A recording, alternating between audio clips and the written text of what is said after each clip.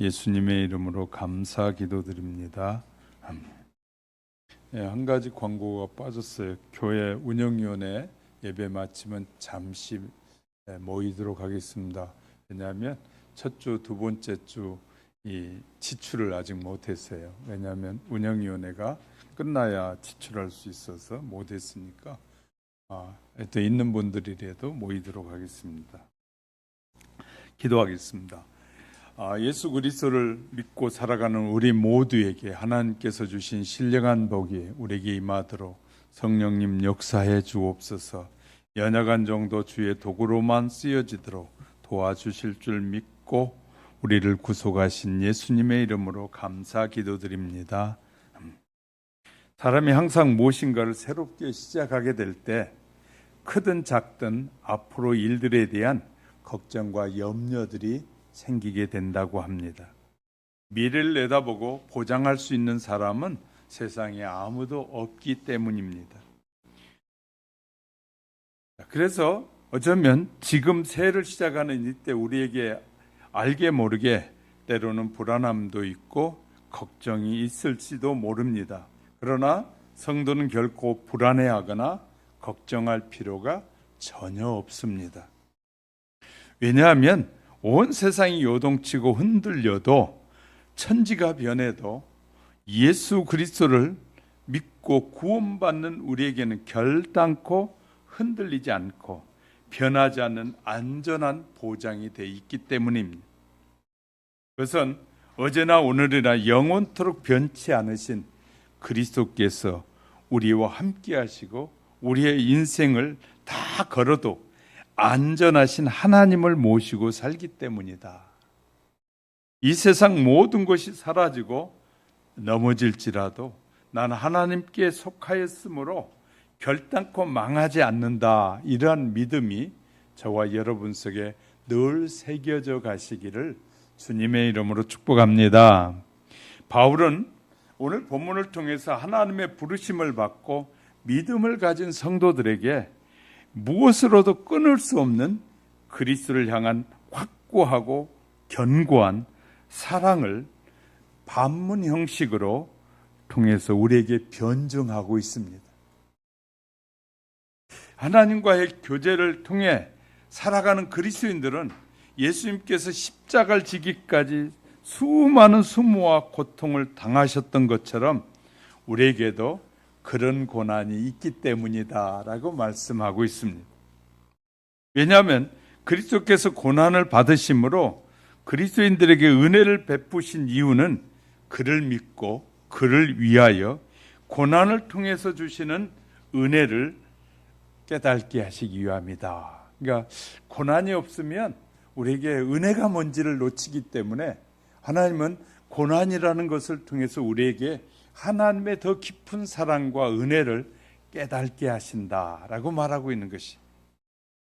그러므로 그리스도인에게 있어서 고난과 시련들은 우리가 누려야 될 축복을 더 가까이 나의 것으로 만드는 기회다.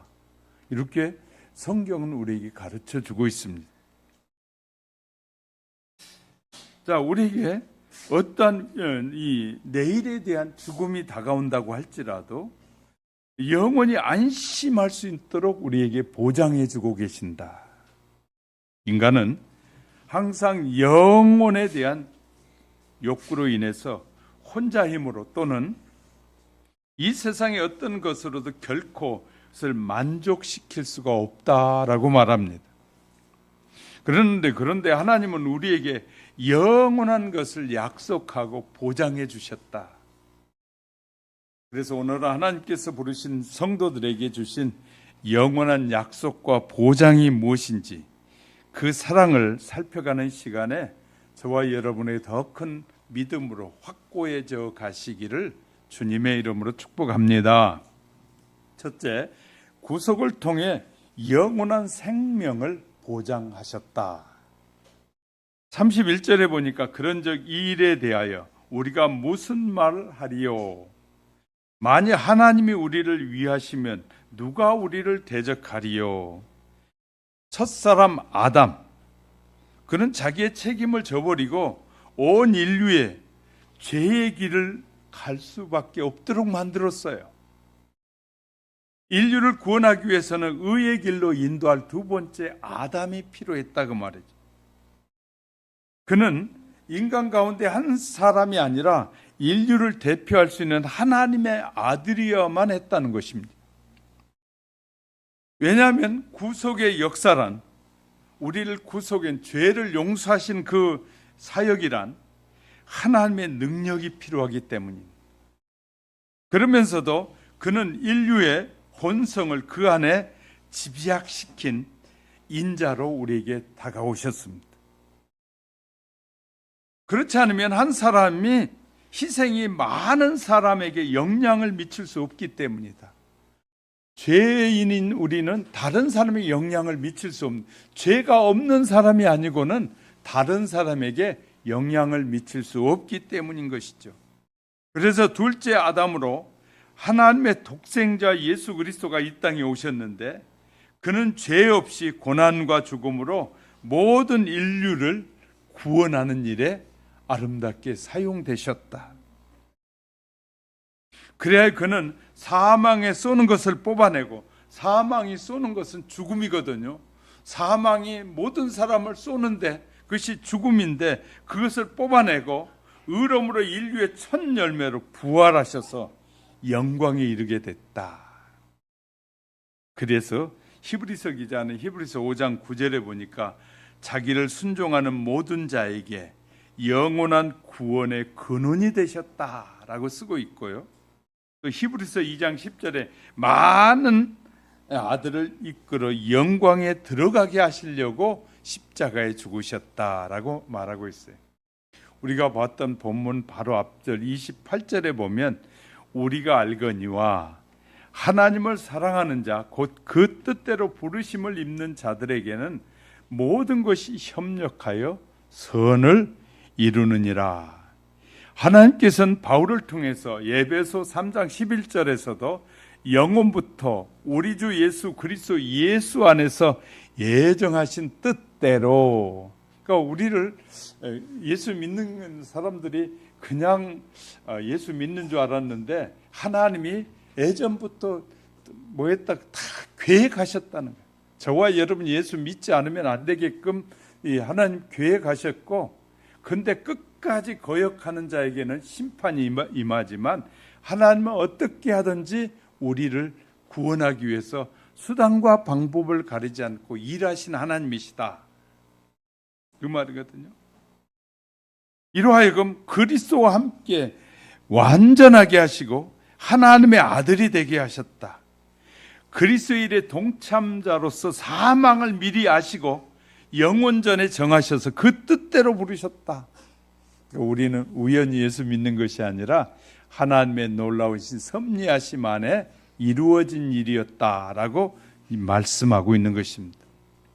하나님께서 외적인 말씀과 성령으로 자기 백성을 부르셔서 영원한 생명에 우리를 초대하고 계신다. 우리는 이 세상만 알고 살아왔고 세상의 모든 학문이 이 세상에서 우리가 누리는 것으로 끝난다. 그래서 모든 사람들이, 하나님을 알지 못한 사람들은 죽음이라는 것을 인생의 마지막이라고 생각하는. 그러나 예수 그리스도를 알게 되면 죽음이 인생의 마지막이 아니라 영원한 삶의 시작임을 알게 된다. 할렐루야. 영원한 삶의 시작. 이제 인간은 죽는 것으로 끝나는 것이 아니었다는 거예요. 세상의 학문은 죽는 것으로 모든 것이 다 끝나요. 그러나 성경은 죽는 것으로 끝나지 않고 영원한 삶이, 이제 진짜 삶이 준비되어 있다라고 우리에게 가르쳐 주는데, 그 준비된 삶은 하나님께서 다 준비해 놓은 예비된 일이었다. 그래서 이제 그것으로 인도하는 것은, 하나님은 부르심을 받는 모든 사람의 남녀의 차별이 없고 유대인이나 이방인의 차이도 없고 문화인이나 미개인의 차별이 없고 유시간자나 무시간자 차별이 없습니다. 그리고 거기에는 인종의 차이나 색깔의 차별이 없습니다. 오직 그의 이 부르심에 응답한 백성만이 우주의 기둥보다도 더 확실하게 보증을 받게 됐다. 그러니까 우리 예수 그리스도를 믿음을 통해서 우리에게 너무너무 귀하고 복된 일이 우리에게 주어지게 됐다. 그래서 하나님의 부르심을 받은 자는 은혜요, 하나님의 부르심을 받은 자는 하나님의 우리를 사랑하는 자다라고 성경은 말씀하고 있는 것입니다.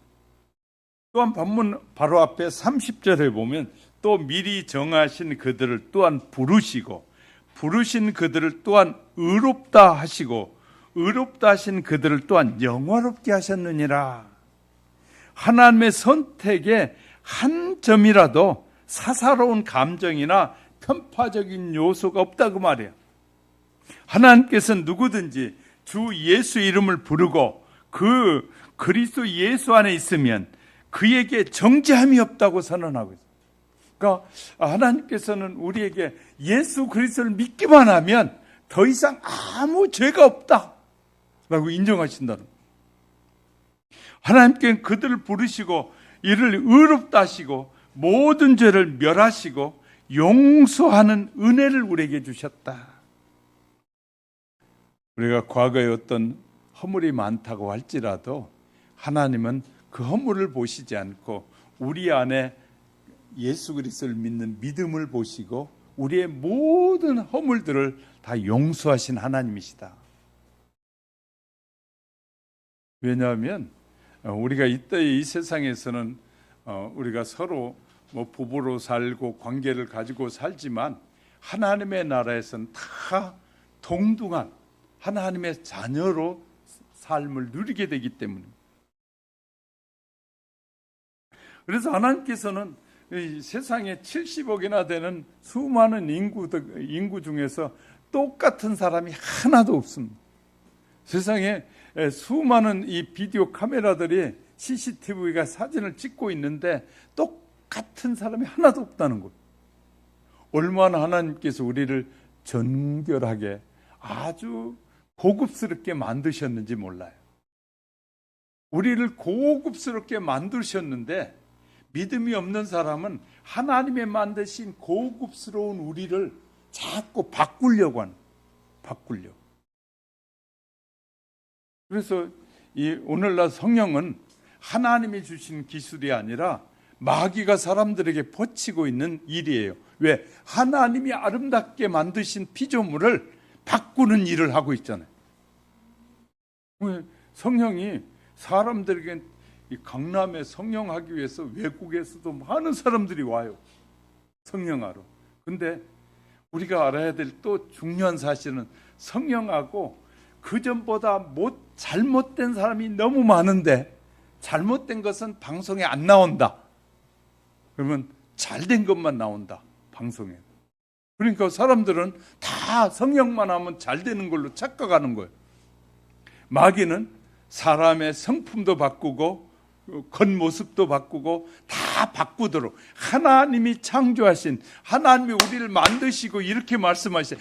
보시기에 심히 좋았더라. 하나님이 우리를 만드시고 우리 한 사람 한 사람 보면서 심히 좋았더라. 너무 좋다는 거예요. 근데 그런 사람들이 자기의 만족을 위해서 하나님이 우리를 보고 좋았더라 그러는데 내 만족을 위해서 내 마음대로 바꿔버리는 거예요.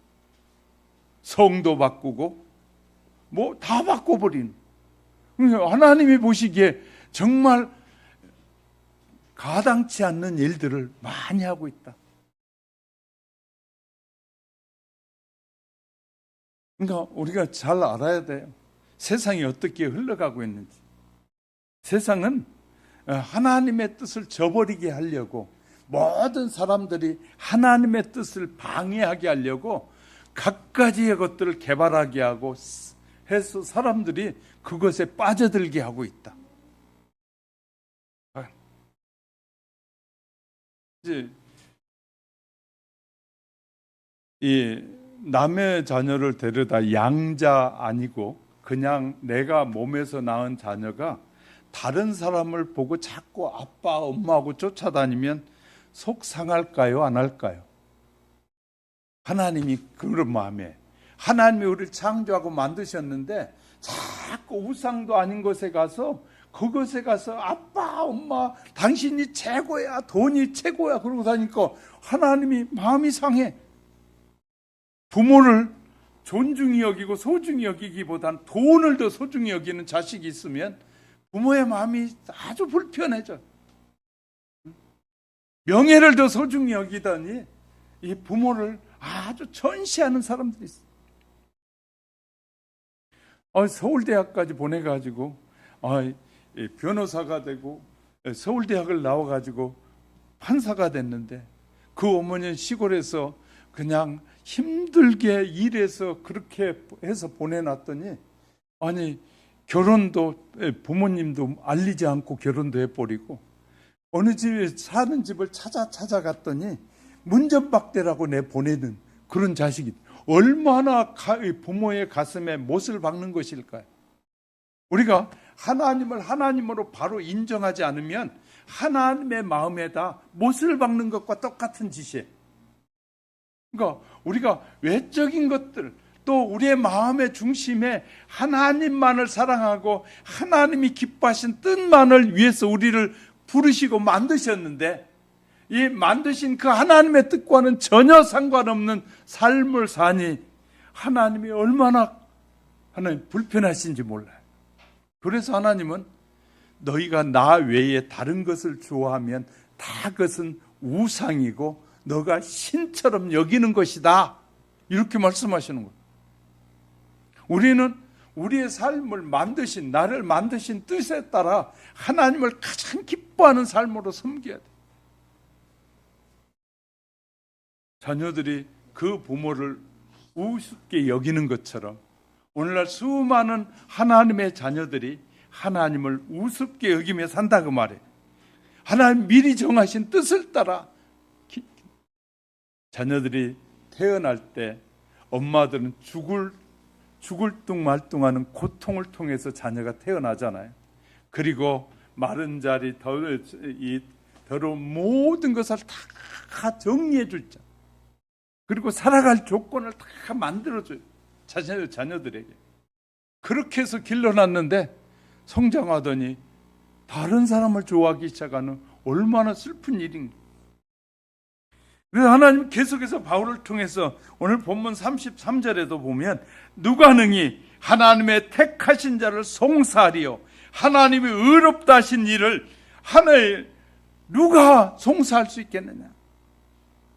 승리의 확신과 찬송으로 그리스도 안에 있는 하나님의 위대한 목적이 택하신 백성을 의롭게 하시고 택하신 하나님의 자녀를 정죄하지 못하도록 만드는 그 그리스도의 사랑, 예수 그리스도를 믿는 것으로 말미암아 하나님이 우리를 사랑하는데 그 사랑은 끊을 수 없는 엄청난 사랑을 우리에게 베푸셨다고.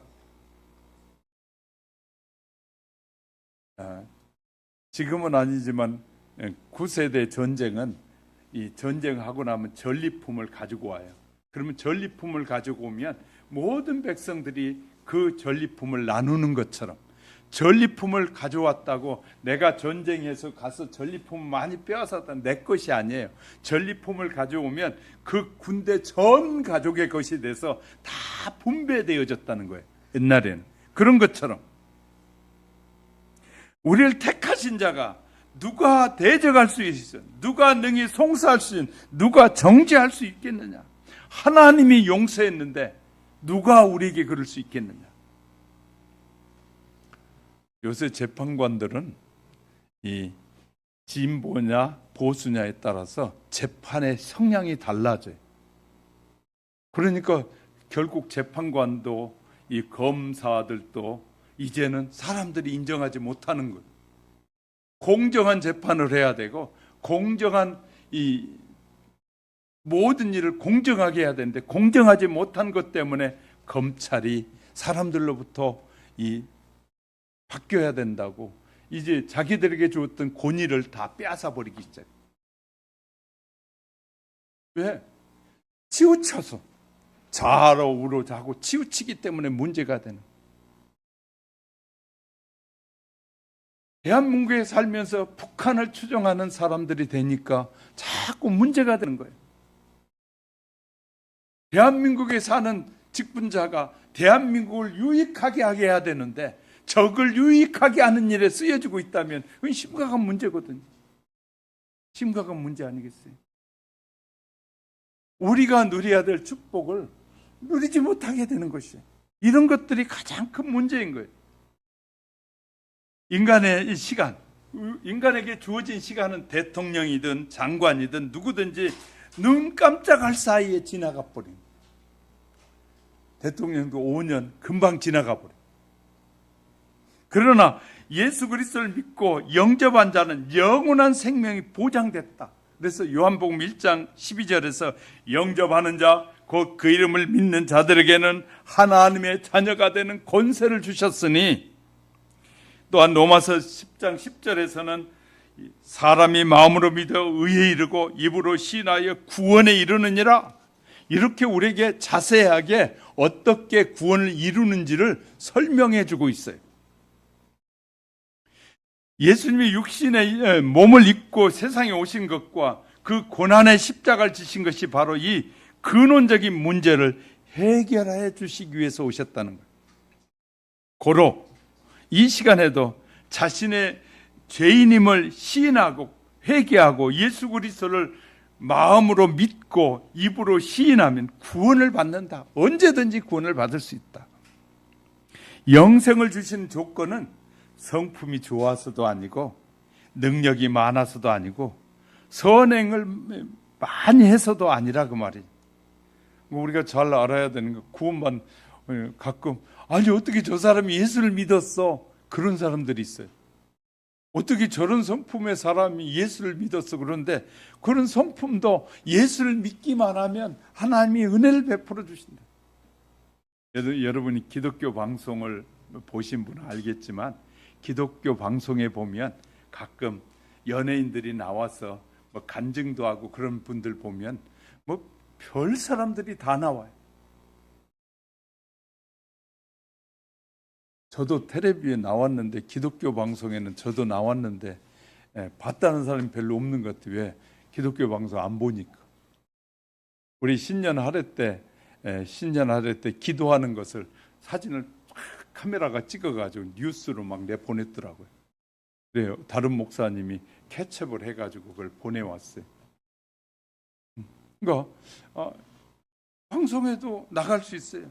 그런데 못된 사람도, 못된 성품의 사람이라고 할지라도 예수님을 믿으면 용서해 주시고 그 다음부터 변화가 시작되기 시작합니다. 예수만이 확실히 구원을 믿고 구주로 믿고 영접하면 영생을 얻습니다. 그래서 요한복음 3장 10절 하나님이 세상을 이처럼 사랑하사 독생자를 주셨으니 이는 저를 믿는 자마다 멸망치 않고 영생을 얻게 하려 하심이다. 이렇게 우리에게 자세하게 구원의 방법을 설명해 주고 있습니다. 그래서 말씀의 신약의 핵심이기도 해요. 또 예수님은 요한복음 5장 24절 내가 진실로 이 말은 내가 확실하게 분명하게 말하는데 너에게 이르노니 내 말을 듣고 또 나 보내신 이를 믿는 자, 나 보내신 하나님을 믿는 자는 영생을 얻었고 심판에 이르지 아니하나니 사망에서 생명으로 옮겼느니라. 우리는 이런 하나님의 말씀을 단순하게 믿을 뿐만 아니라 그 믿음 안에 살아야 되는 거예요. 그래서 바울은 디모데에게 교훈하기 이렇게 말했더라고요. 디모데후서 1장 12절에 보니까 이를 인하여 내가 또 고난을 받되 부끄러워하지 아니함은 나의 의리한 나에게 그 일을 맡기신 자를 내가 알고 또한 나에게 위탁한 것을 그날까지 저가 능히 지키실 것을 확신하기 때문이다. 세상 끝날까지 하나님은 성도의 구원을 지켜주시고 영생을 보장해 주실 것을 확실히 약속하고 있다고 말해요. 이미 예수 그리스도를 구주로 믿고 구원받는 성도는 누구든지 영원한 생명을 보장받은 자라는 사실을 확실하고 믿고 사시기를 주님의 이름으로 축복합니다. 두 번째는 영원한 사랑과 특권을 우리에게 보상으로 주셨어요. 32절에 같이 읽어보겠습니다. 시작. 자기 아들을 아끼지 아니하시고 우리 모든 사람을 위하여 내어주시니가 어찌 그 아들과 함께 모든 것을 우리에게 주시지 아니하겠느냐. 바울은 본장에서 28절부터 39절을 통해서 하나님께서 사랑하는 자를 누구라도 그 사랑에서 끊을 수 없다는 거예요. 하나님 예수 그리스도를 믿는 자는 누구든지 하나님의 사랑에서 끊을 수가 없다. 그 중에서 특히 31절 이하에 하나님의 사랑 부분을 중심적으로 다루고 있어요. 이 부분의 핵심은 1장부터 8장의 내용을 요약해서 설명하고 있어요. 이것을 바울이 대구법이라는 방법을 통해서 쓰고 있어요. 구원의 절대성과 구원의 확실성을 강조하면서 승리의 찬가를 부르고 있게 하는 거예요. 이러므로 저와 여러분은 정말 하나님의 말씀이 믿어지고 시작하면 얼마나 하나님 앞에 감사해야 되는지 몰라요. 왜냐하면 그렇게까지 우리를 사랑하시는 하나님이라는 걸 깨닫게 되면 될수록 감사할 수밖에 없는 거예요. 그래서 본문 31절에서 누가 우리를 대적하리요? 바울은 성도의 특권에 대한 위대한 선언을 시작합니다. 이 한마디가 하나님은 성도를 위하시는 분이다. 그러니까 하나님은 누굴 위하는 거예요? 성도, 하나님의 자녀를 위하시는 분이다. 세상에도 부모는 자식을 위해서 모든 것을 다 하잖아요. 그런 것처럼 하나님도 자녀를 위해서, 성도를 위해서 모든 일을 하시는 분이시다. 이렇게 선언하고 있는 거예요. 하나님께서는 자신의 하나밖에 없는 독생자를 내어주시기 위해서 내어주시고 그 내어주신 그 자녀를 위해서 우리를 사랑하신다. 당신의 어떤 소유물을 우리에게 주는 것이 아니라 하나님 자신을 주었다는 거예요. 그래서 사랑 중에, 세상의 사랑 중에 큰 사랑이 부모가 자식에게 자기의 생명을 아끼지 않고 주는 것이 큰 사랑인 것처럼 하나님은 예수 그리스도를 통해서 자신이 우리에게 오셨다는 거예요. 그래서 우리에게 생명을 주셨다. 그리고 다시 당신을 사셨다는 거예요. 그래서 우리에게 그렇게 살리시겠다고 약속하고 있는 거예요. 우리에게는 엄청난 특권이 주어진 거예요. 세상의 모든 사람은, 예수님을 믿지 않는 사람은 다 멸망에 이르는데 우리는 멸망에 이르지 않게 된 것이 얼마나 값지고 귀한 일인지 몰라요. 세상의 그 어떤 학자도, 세상 사람들이 만든 신도 그 신이 사람을 만들었다, 세상을 만들었다고 말하는 데가 아무 데도 없어요.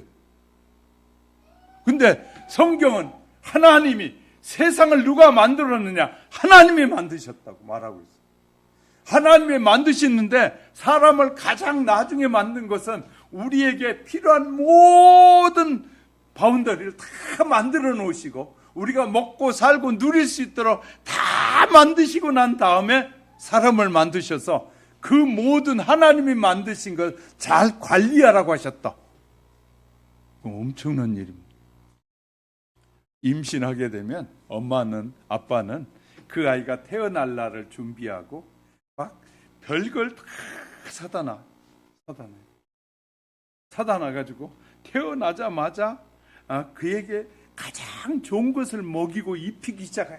그런 것처럼 하나님이 우리를 위하시는데 우리에게 필요한 모든 것을, 가장 좋은 것을 주시는데 사람들은 안 믿는다는 거예요.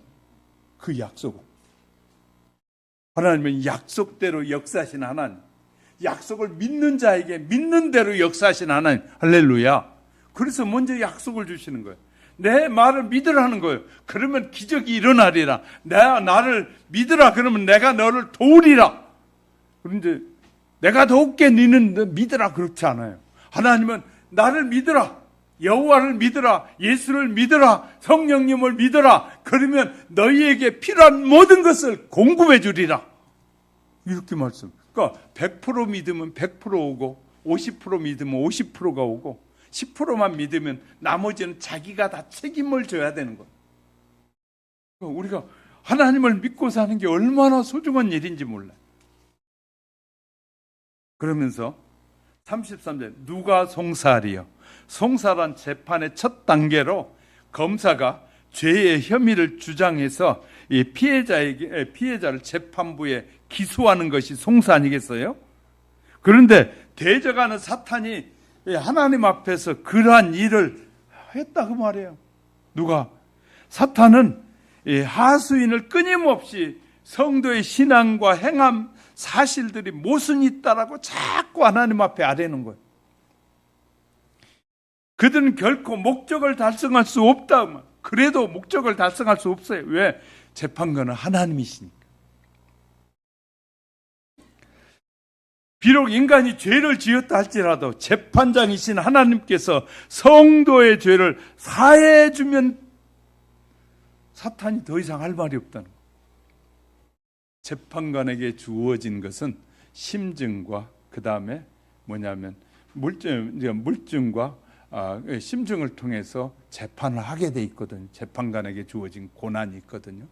그런데 재판관이 보니까 물증이 확실해. 그건 그렇게 때려. 그러나 재판관이 앞뒤 사실 잘 들어봤더니 이건 심증이 있는 거예요. 그거 죄가 있는 거예요. 그땐 판결을 할 수 있는 고난을 재판관에게 준 거예요. 그러니까 재판관이 이건 아니다 그러면 모든 죄에서 아니요. 근데 이것은 죄다 그러면 그렇게 판결하고 나면 죄가 되는 거예요. 물증과 심증을 통해서 재판을 하게 되는 거거든요. 그런데 그것이 과하게 될 때 사람들은 그 재판을 믿지 않게 되는 거예요. 근데 누가 송사하리? 재판을 하게 하겠느냐 그 말. 또 34절에 보면 누가 정죄하리요? 그리스도께서 성도의 죄를 대속하기 위해서 십자가에 못 박혀 죽고 성도를 의롭게 하기 위해서 사흘 만에 부활해 버렸어. 예수님 죽어서 살아나지 않았더라면 우리도 모두 죽게 될 텐데, 예수님이 부활한 것처럼 예수 그리스도를 나의 구주로 믿는 자는 다 살리셔서 영원토록 함께 하시겠다고 약속하고 있는 거잖아요. 또 35절에 보면요, 누가 하나님의 사랑에서 끊으리요? 우리를 그리스도의 사랑에서 끊을 사탄의 송사와 정죄 다음으로 이어지는 공세가 바로 이어지는 거예요. 욥의 경우를 살펴보면요, 욥이 하나님 앞에 잘못한 것이 별로 없는데 사탄은 하나님 앞에 가서 하나님께서 욥에게 기회를 주고 욥에게 힘을 주니까 욥이 그렇지 그냥 내버려둬 보세요. 욥이 하나님을 그냥 발로 차고 그냥 믿지 않고 그럴 겁니다 하고 막 그렇게 하잖아요. 송사를 해요. 그러니까 하나님께서 그래서 욥을 시험해 봐라. 욥이 정말 그런지 해봐라. 그랬더니 욥이 내려오자마자, 사탄 내려오자마자 욥의 가지고 있던 물질을 다 빼앗아가고 그냥 자녀들을 막 해하고 막 별짓을 다 하는 거예요. 그런데 욥의 생명은 건들지 말라고 했어요. 때론 우리에게도 욥과 같은 시험이 올 수 있어요. 그런 시험은 하나님만 붙잡으라고 우리에게 주신 기회예요. 할렐루야. 그러니까 우리가 이제 이 성경을 이해하기 시작하면, 하나님이 사랑해도 이렇게까지 우리를 사랑하실까? 세상에 그 어떤 부모도 할 수 없는 그 사랑을 우리에게 하고 계셔요.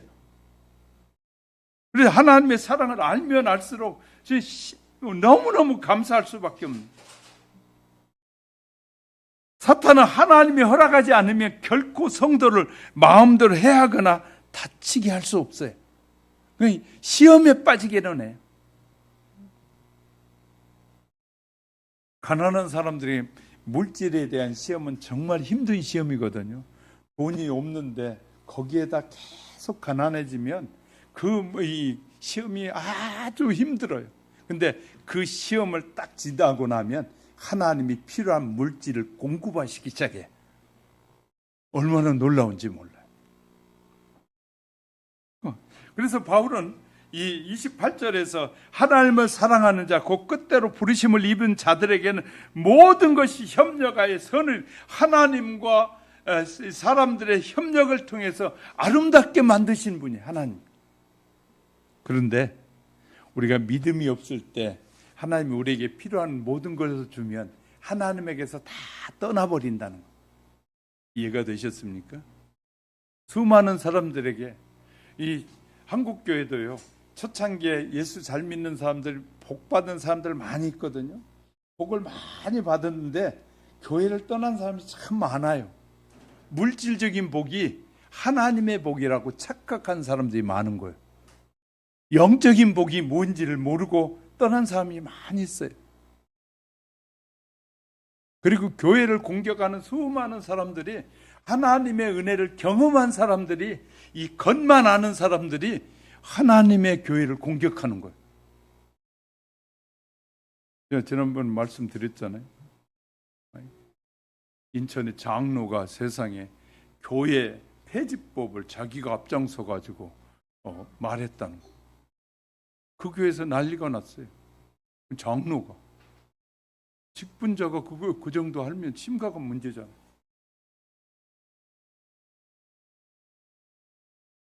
그러니까 그런 것처럼 우리는 세상에 정말 하나님의 사랑에서 끊을 길이 없다는 것이죠.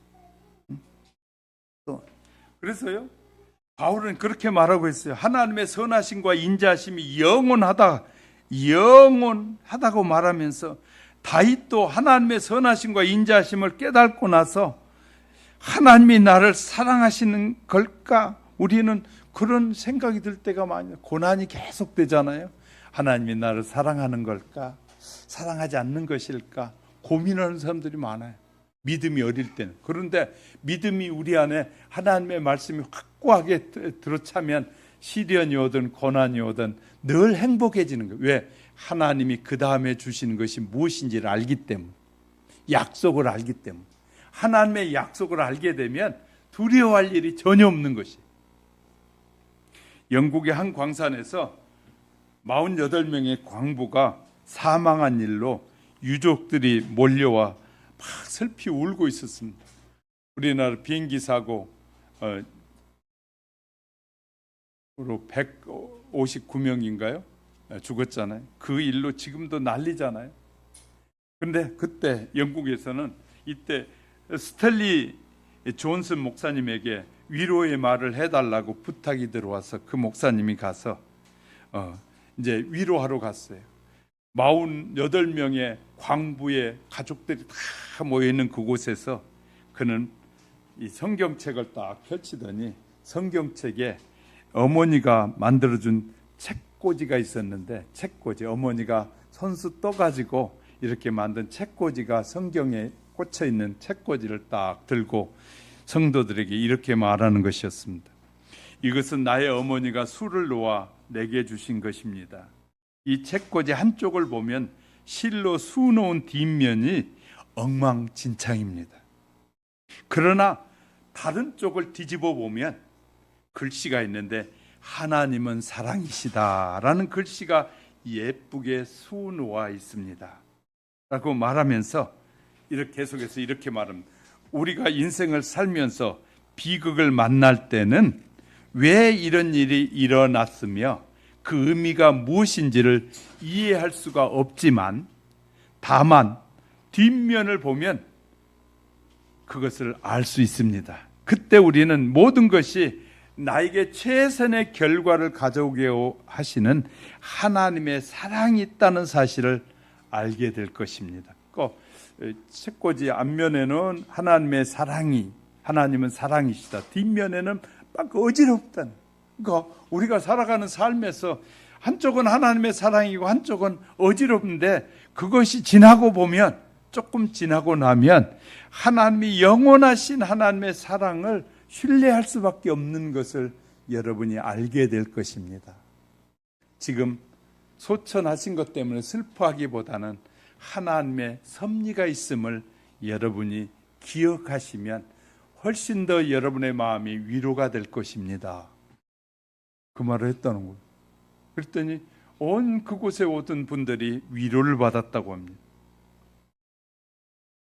성도들의 우리의 생애는 하나님은 사랑이란 금실로 짠 보자기에 쌓여 있는 것이, 하나님을 사랑하고 믿는 자녀들에게 모든 것이 협력하여 궁극적으로 좋은 결과를 가져오게 한다.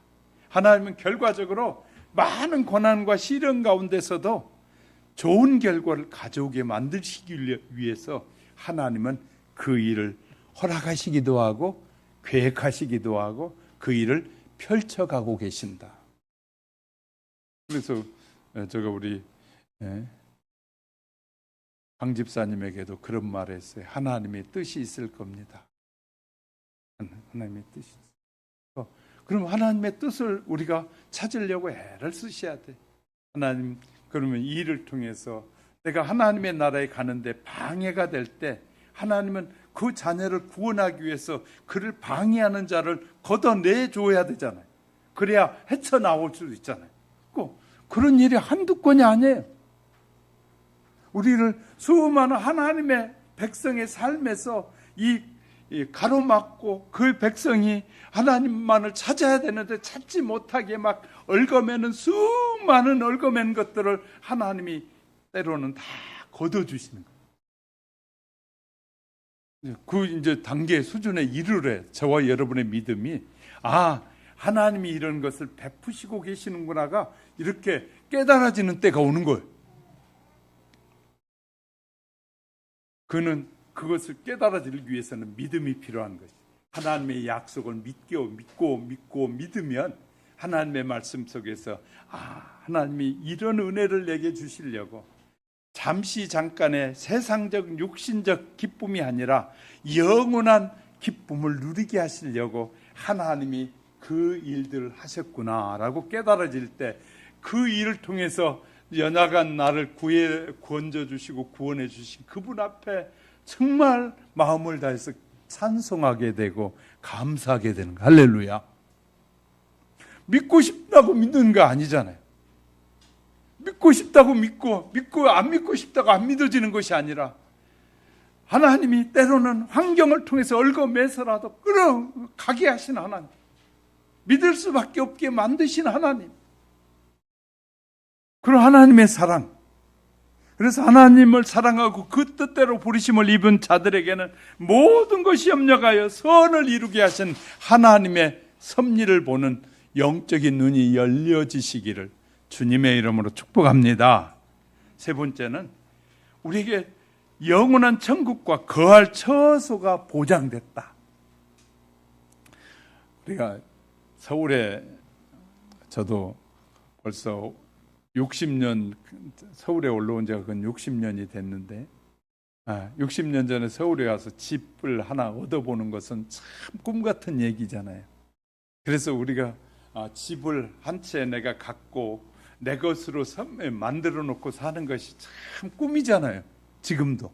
근데 세상에서도 집을 구하기 어려운데 하나님의 나라에선 우리가 하나님 앞에 헌신하고 살아온 삶으로 인해 하나님의 나라에 거할 처소가 보장됐다.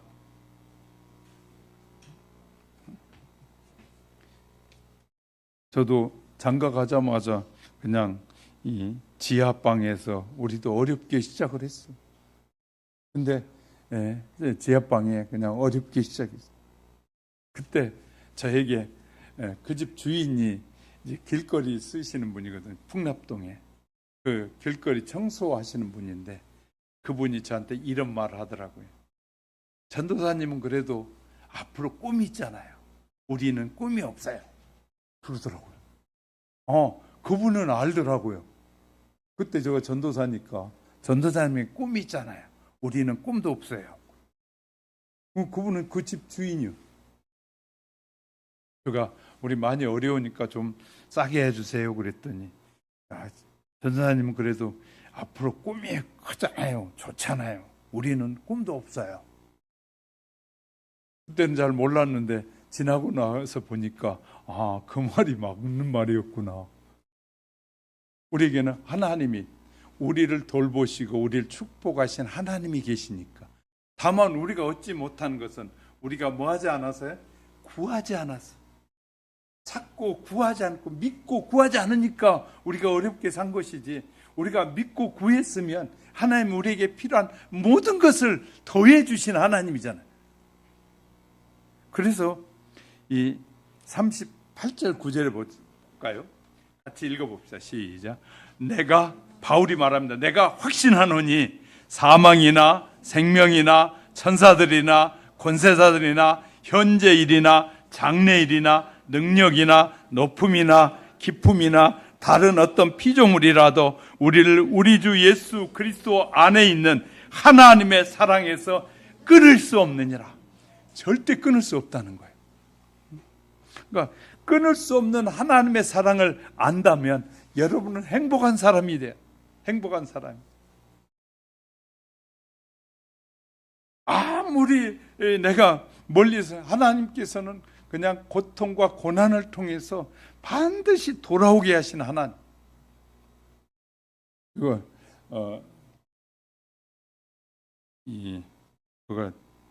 양평우에 거기서 차가 퍼져가지고요. 봉고 끌고 다닐 때 퍼져가지고 이 차를 고쳐가지고 오기 위해서 어쩔 수 없이 그곳에서 이 모텔에 사루 잘 때 제가 집에 전화해가지고 돈 보내달라고, 그래서 집에 돈 보내가지고 다음날 아침에 차를, 그러니까 밤새 고친 거예요. 봉고를 고쳐가지고 아침에 운전하고 오기 전에 돈을 줘야 되니까 아침 보내달라고 했는데, 그 집 이제 차 고친 데 옆에 앉아서 얘기를 슬슬 시작했더니 정비사가 어머니는 권사님이요. 홍천이네. 홍천 시내 교회 권사님인데 그 아들은 별짓을 다 하고 다니는 아들이었어. 그래가지고 이제 슬슬 앉아서 얘기를 하니까 그런 얘기를, 목사님 씨는 저도요, 우리 어머니가 권사님이에요. 저를 위해서 얼마나 기도 많이 하는지 몰라요.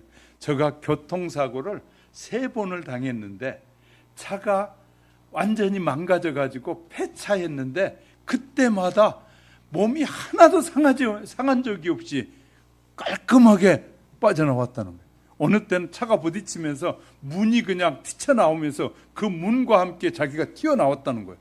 자기가 볼 때도 기적이래. 그런데도 지금 교회 잘 나가? 그러니까 안 나가요. 기적을 경험했어도 안 나가. 그건 자기가 기적인 줄 알아. 어머니가 기도해서 자기를 지켜주고 계신다는 거 알아. 그래서 내가 그랬어요. 네 언젠가는 교회 가야 되길 사람이다. 그랬더니 씩 웃어. 하나님이 지키시면 어떤 환경에서도 하나님이 우리를 지키신 하나님이다. 우리 경태기는 우리 지수한테 평생 감사해야 될 것이 뭐냐면 예수를 믿었잖아. 아멘? 그래. 예수를 믿고 사니까 경태기만 아니라 승태기도 그래. 평생 아내에게 감사해야 돼. 왜냐하면 그 아내 때문에 예수를 믿고 하나님이 우리를 보장해 주시는 그 축복의 안에 거한다는 것은 정말 큰 일이거든요. 영원토록 하나. 이쪽은 늘 업어주기로 했어. 늘 업어주기. 몇 번이나 업어줬는지 다음에 신년 신방에 가서 물어보려고. 몇 번 업어줘. 하여튼 하나님이 예수님을 믿었다는 이 자체가 너무너무 귀하고 복된 일이에요.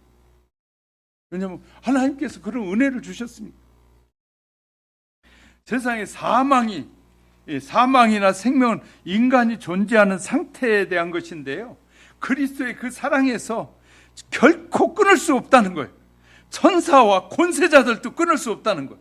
하나님의 사랑에서 천사도, 마귀는, 사탄은 타락한 천사였잖아요. 그러니까 천사도 어떤 세상의 권세자도 하나님의 사랑에서 결코 끊어낼 수 없다는 거예요. 어떤 것도. 또 현재 일이나 장래 일에서 그 어떤 능력이 높음이나 기쁨이 이런 단어에서 이런 용어에서부터 결코 할 수 없다는, 그래서 10가지를 쓰고 있어요. 다른 피조물이란 말은 지금 우리가 살고 있는 세계와 절대적 질적으로 다른 세계일지라도 우리는 가끔 요새 UFO라는 얘기를 가끔 들어요. 요새 가끔 이 유튜브에 들어가 보면 갑자기 양이 막 수십 마리 없어지고 하는데 이 카메라, 적외선 카메라를 했더니 사람하고 전혀 다른데 그 양을 통째로 들고 뛰어가는 사람하고 다른 생명체가 있는 것들이 유튜브에 나오고 있어요. 자, 외계인이 있느냐 없느냐? 저는 있다고도 봐요. 외계인이 있을 수 있다고. 근데 그 외계인이라고 할지라도 다른 피조물이 다른 세계라도 우리를 하나님의 사랑에서 끊을 수 없다. 할렐루야. 야, 이게 그러니까 하나님이 절대적으로 우리를 지키시고 보호하시는 하나님이라. 그러니까 우리가 세상적인 기쁨과 행복보다 하나님께서 장차 우리를 위해서 예비해 놓으신 축복은 이루 말할 수 없다는 거예요. 그리고요, 왜 이런 사랑에서 끊을 수 없느냐 하면 하나님이 당신의 아들을 보냈는데 그 아들을 믿는 자는 누구든지 아들과 똑같이 여긴다는 거예요. 이 사랑은 정말 이루 말할 수 없는 사랑입니다. 가끔 세상의 부모들 중에는 양자를 둔 다음에 그 양자를 핍박하거나 자식을 핍박하는 부모들도 있어요. 부모가 자녀의 딸들을 성폭행하는 그런 못된 애비들도 있고요. 세상은 별별 세상이 돼가고 있어요. 그런데 진짜 내게 소중한 자녀를 주신 것을 아는 사람은 결코 그런 헛된 짓을 하지 않거든요. 왜냐하면 하나님이 그것이 당신의 아들을 통해서 믿는 자를 하나님께서 끝까지 지키시겠다고 하시는 그 뜻이 하나님이 기뻐하신 뜻이에요. 할렐루야. 그러니까 하나님이 정말 우리를 너무너무 사랑하신다는 거예요. 그렇게 사랑하는데도 사람들이 하나님을 안 믿으니까 하나님이 믿지 않는 자가 세상에서 가장 큰 죄예요. 그 죄는 하나님 영원히 심판하시는 죄예요. 하나님 믿으라는 거예요. 우리가 이 세상에 살아가는 동안에 집 한 칸 없고 가졌던 집이 다 없어져도 그리스도의 생명의 구주이신 예수님을 영접한 거듭나면 영원한 천국의 집이 준비된다. 우리는 가끔 이제 지난주에도 어느 분하고 같이 차를 타고 왔는데 그런 아파트가 많잖아요. 그러니까 그분이 웃으면서 그래. 목사님, 저렇게 집이 아파트도 많은데 내 집은 없어. 그래서 내가 웃으면서 걱정하지 말아요. 천국에 있잖아. 그랬더니 맞지, 그렇지, 또 그런 거예요. 또 우리는 세상에서 좀 없는 것 때문에 막 걱정하고 염려하는 사람이 너무 많아요. 그런데 천국에는 우리가 살아갈 집이 예비되어 있단 말이에요. 다 보장되어 있단 말이에요. 바울은 그 일을 통해서 우리에게 이렇게 로마서를 통해서 로마에 있는 성도들에게 또 오늘 우리가 예수 그리스도를 나의 구주로 믿고 살아가는 신앙의 수많은 갈등과 염려가 있는 사람들에게 염려하지 말라, 두려워하지 말라, 하나님께서 너희의 모든 미래를 다 지켜주실 텐데 너희가 믿으라는 거야. 하나님만 믿으라는 거야. 예수만 믿으라는 거야. 성령님을 믿고 따르라는 거야. 그러면 이 세상에서 그 누구에게도 멸시 천대받지 않는 하나님의 자녀가 되게 하신다. 근데 그 기간에 그런 믿음을 갖기까지 시련은 있다는 거예요. 그 시련을 잘 견뎌내고 인내하면 이 땅에서뿐만 아니라 영원한 나라에까지 누릴 영원한 축복이 예비되어 있음을 약속하고 있는 거예요. 저와 여러분의 이런 약속이 믿어지는 은혜가 늘 함께 하시기를 주님의 이름으로 축복합니다. 눈을 감으시고요.